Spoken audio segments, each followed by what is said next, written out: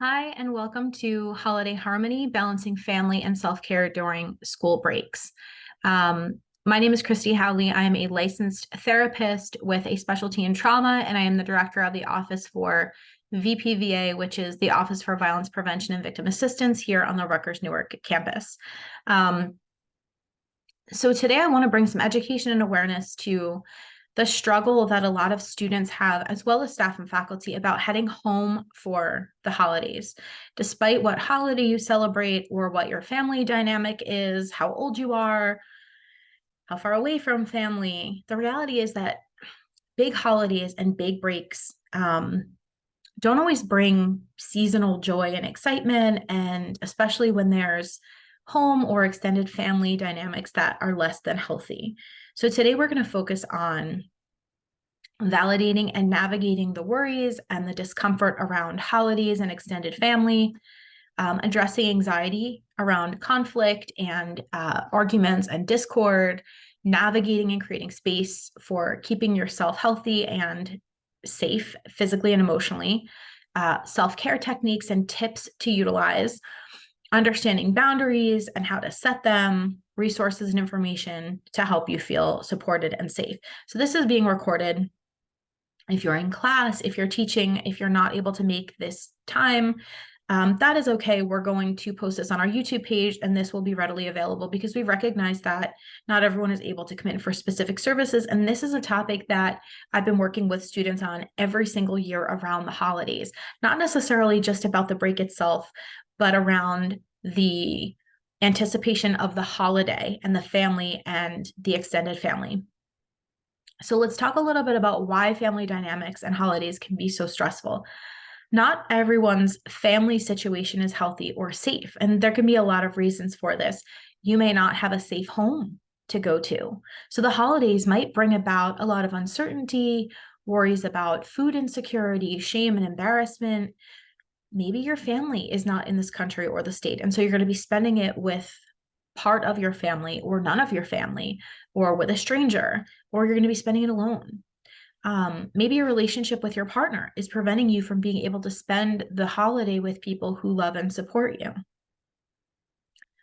Maybe your immediate family is not supportive of you, your partner, your identity, your choices, and home doesn't feel emotionally or physically safe. Maybe there's been trauma, perhaps during childhood, with a member of extended family that you're going to have to see during the holidays, and it's bringing up really strong emotions. If this is the case, then maybe your family is unaware, or maybe they are aware, but you're expected to go and socialize with them anyway. And that can be really hard to not feel like you have that support. Maybe family gatherings cause conflict and drama, maybe with substance abuse and fighting, and maybe there's physical violence or escalation that can just increase your anxiety. Or maybe you have social anxiety and you just don't feel comfortable being away from your own space and you're expected to travel. So whatever the situation is, you're valid for having your concerns. The holidays don't always have to be magical and beautiful, and it's okay if you're feeling a lot of trepidation and worry instead of that feeling of excitement that societally we are expected to feel. The next is we have to recognize and name the feelings. What are you feeling? Is it worry? Is it fear? Is it stress or nervousness? Is it exhaustion? What are you afraid of, right? What are you worried about? What are you stressed about? Can you name the feeling, and can you name the source? We have to figure out where it's coming from. Sometimes it's a really clear, solid line to figure out why you're feeling the way you're feeling. Sometimes it's less clear. Maybe you know that the holidays bring people who you would not choose to spend time with. Maybe you realize that there's very little that you can do, even though you do realize the causes. The cause of it. When we name our feelings, we can always find ways to support, right? Naming and validating our feelings is important because in some family dynamics, we're told that our feelings are completely invalid. Or maybe we're not told in words, we're just told in action. Boundaries are crossed and we're made to minimize our emotions just to have to exist in the space of our family structure. Have you ever been forced to hug or kiss a family member that you felt uneasy about? Have you been forced to just sit with and in the presence of someone who makes you feel very uncomfortable? What if you refuse to go to your aunt or uncle's house because your uncle makes you feel uncomfortable, or a cousin's boyfriend or girlfriend or someone there just makes you feel really uncomfortable? What if you told your family that you're trans and they don't allow you to attend the holiday as yourself, right? When family events make us uncomfortable, or interactions with our family make us feel negative emotions, or maybe even feel like we're removing some of the progress that we've made towards our own mental wellness, we have to remind ourselves that even if there isn't always an easy solution, there are always opportunities for support. So the third is navigating and creating space to ensure that you are both physically and emotionally safe. One, have an escape route. Take breaks when you need. If you are becoming overwhelmed and you need to take a moment, go to the bathroom, step outside, go sit in the car, take a walk, you should always be able to physically leave a situation safely. Two, is there anyone in the space that you feel comfortable with and trust? If there's tension rising in an argument, or you're feeling uncomfortable, can you create a signal, maybe even like a hand gesture or a code via text that you send to someone that alerts them to the fact that you're feeling really overwhelmed and stressed and you need support? Create a plan ahead of time about how you're going to manage the situation when you need support. Three, have the number of a friend or family who isn't present, or even a support line available to you if you need to remove yourself and you need to talk to someone. It's great if you can remove yourself and just be with yourself, but sometimes being with ourselves is so overwhelming, or we're having a panic attack, or we're having a lot of really strong feelings. So being able to have someone that we can connect with, that we pre-plan and say, listen, if I get to a point where I need to, can I message you? Can I talk to you? Or having a support line where you can message and know you're going to connect with someone. Four, practice deep breathing to calm yourself if your anxiety is taking over, as long as you're physically safe. I always really recommend, and there's tons of YouTube videos that you can find on how to do deep breath work and how to practice mindfulness. But practicing when you're not in distress is key, because it's easier for your body to go back to this as a coping skill than to practice it for the first time when you're hyperventilating or when you're overwhelmed, because it's less likely that it's actually going to take. Five is, remember that your physical safety comes before being polite. Recognizing also that this is very nuanced and very cultural. It may not be physically and emotionally safe for you to hug an uncle who has sexually assaulted you in the past. If you make the choice to avoid the contact, right? If you make the choice to step back and say, I'm not going to hug them, or I don't want to, you might cause a scene, right? Depending on the family dynamic that you're with, or what the social or cultural or religious expectations are you allowed to just refuse, right? Or is it a bigger problem if you refuse that interaction? If you make the choice to avoid the contact or you refuse, what are the consequences that are going to come out of that from other family members, such as parents, right? They may outweigh the consequences of not engaging, might outweigh the initial ask of go hug your cousin or your uncle or your so-and-so. Only you know your situation best. The goal is to keep yourself emotionally and physically safe. We also have to take into account that there are cultural, familial expectations where you may not always have the ability to refuse something. So as we're going through this, keep in mind that these are strong suggestions, but only you know your situation the best. And the goal is to keep yourself safe. And you know the best way to keep yourself safe. You have to make the choices that are safest for you. You can also prepare yourself ahead of time by creating safety plans some of which we just outlined, with supportive friends or family who are supportive and keeping a number of a safety line available. But you can also prepare yourself for situational events. So if you have, let's say, social anxiety and your house is going to be filled with 25 people for a holiday event, what can you do to create a plan to make sure that you're keeping yourself emotionally safe? Can you plan to take breaks in your room if that's appropriate? Can you go for a walk outside? Can you take a break? Are you hosting?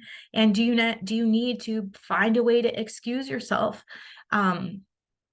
Because you know that there's going to be a lot of asks on you and a lot of pressure.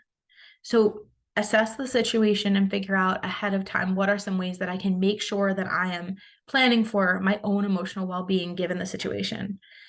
I mentioned practicing mindfulness ahead of time, consistently, to help you tune in with what your body needs. And if it's something you've never practiced before, there's never a bad time to start. So if you know that tomorrow you're going to have to engage with a lot of people, do some Googling tonight, or practice doing a couple of breathwork techniques today. Bring a journal if that's something that you do. If you are artistic, bring a sketchbook. If you scroll through social media as your way of coping, make sure you have the way that feels best for you and safest and healthy available. There's a breathwork routine that you can practice before you get into a stressful situation. And there's one that I particularly love. And you can do it wherever. I mean, you can hop into a bathroom or go in a corner or around, outside the back of the house or in the car, and practice this really, really quickly and reduce the escalation of a potential panic attack or the anxiety. And so I really like box breathing, or people call it 4 square breathing. And so you exhale and then you hold it for 4. So you exhale all the breath and then you hold for 4 seconds without any air in your lungs. And then you inhale. We always inhale through our nose for a count of 4, and then you hold for 4. And then you exhale for a count of 4 and you hold for 4. So you're doing it in a box, right? You inhale for 4, hold for 4, exhale for 4, hold for 4. Inhale for 4, hold for 4, exhale for 4, hold for 4. And if you do this slowly and you do it well, do this 3 times, right? A set of 3. So you're doing this about 12 times, right? You're doing the inhale, exhale 12 times. It's a really great tool. If you can, in the moment, try to assess your level of distress in the moment. How distressed are you right now on a scale of 1 to 10? Are you at 10? Are you a 5? Are you an 8? Usually you're somewhere between a 7 and a 10 and you need to do this. And then you implement the box breathing. Then assess yourself. Maybe you were a 9 and now you're a 7. Try it again. Usually this can regulate you from heading into a panic or anxiety attack, if you're at a 9 or a 10, down to like a 5 or a 6, which usually at that point you can kind of regulate yourself and you can talk yourself through what's going on in your body. So try this before you get into a situation where you feel like you're going to need, or you feel like you have no idea what's coming, because sometimes the fear of the unknown or the fear of not being able to control the situation is what's really scary, especially if you're someone who maybe has had past trauma, or you're someone that really just likes to prepare for every situation, which we know is not always possible. The 5th is understanding boundaries and how to set them. This is a hot topic right now, boundaries. And I often don't hear the word or the term boundaries being used correctly. Boundaries are personal limits that we set to define how we want to be treated and how we will respond when our limits are crossed.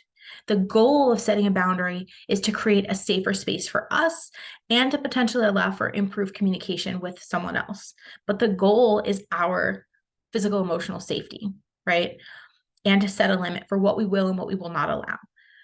So there's different kinds of boundaries. So physical boundaries is our need for personal space and touch. So this might sound like, I'm really not comfortable with hugs. I can give a high five, or the kids don't really like hugs and kisses. They can just give a wave.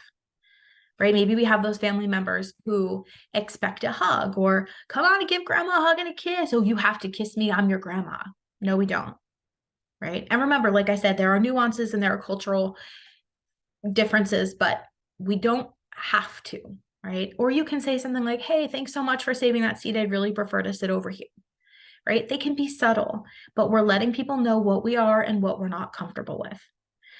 There's emotional boundaries. So how much emotional energy are you expending and what you're willing and able to take on, as well as how other people make you feel. So this can be really nuanced, but things like when you curse at me and you call me names or you speak to me like that, I'm not going to engage.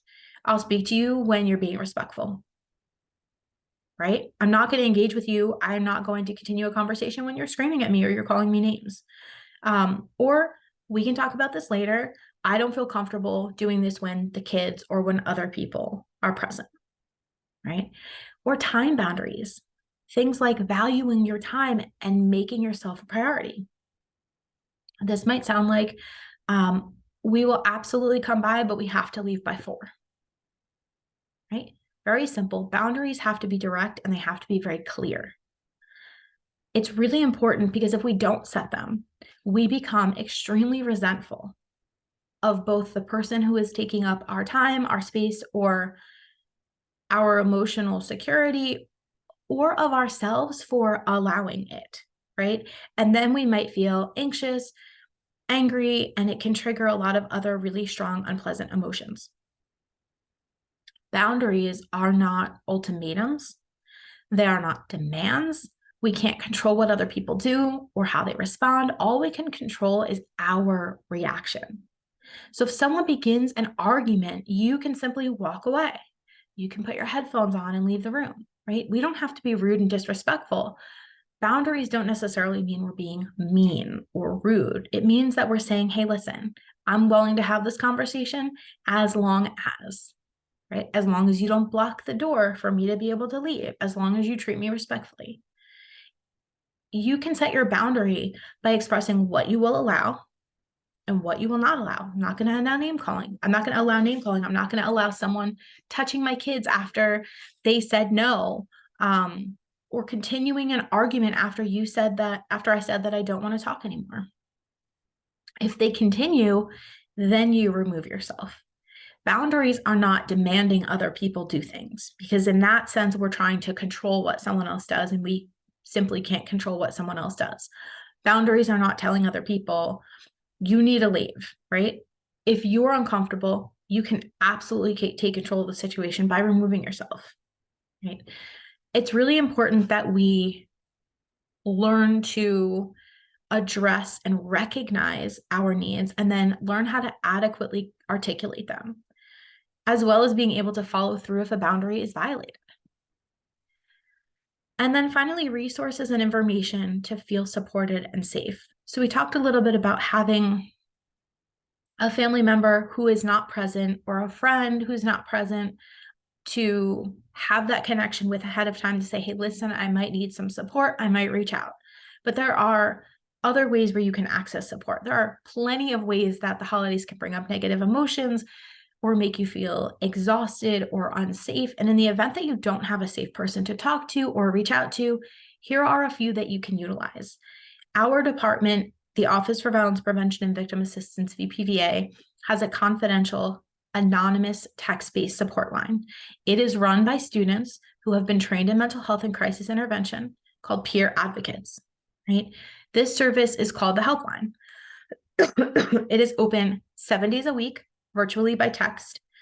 We operate from 10 a.m. to 3 p.m. and from 5 p.m. to 10 p.m., 7 days a week. So students can simply text us, and all of these resources I'm going to list out now. But remember, this is being recorded. And so when we post this, I'm going to list out all of the resources so that they're easily accessible. Students can send a text to 973-339-0734. That's the text line. And it is text only. You can't call that line. And just say something like, hi. Just say, can I talk? And then you'll receive an automated response with the hours of our operation And as long as you've messaged within the hours of operation, you'll receive a text back in a few minutes. And if you messaged outside of the hours of operation, you'll get a message back as soon as the hours of operation resume. You can communicate openly about relationship issues, family conflict, worries, anxiety, stressors, anything that is bothering you. There is no need to share your name, your RUID, or any other identifying information to receive support. It is completely free, completely confidential, and completely anonymous. So that is the helpline.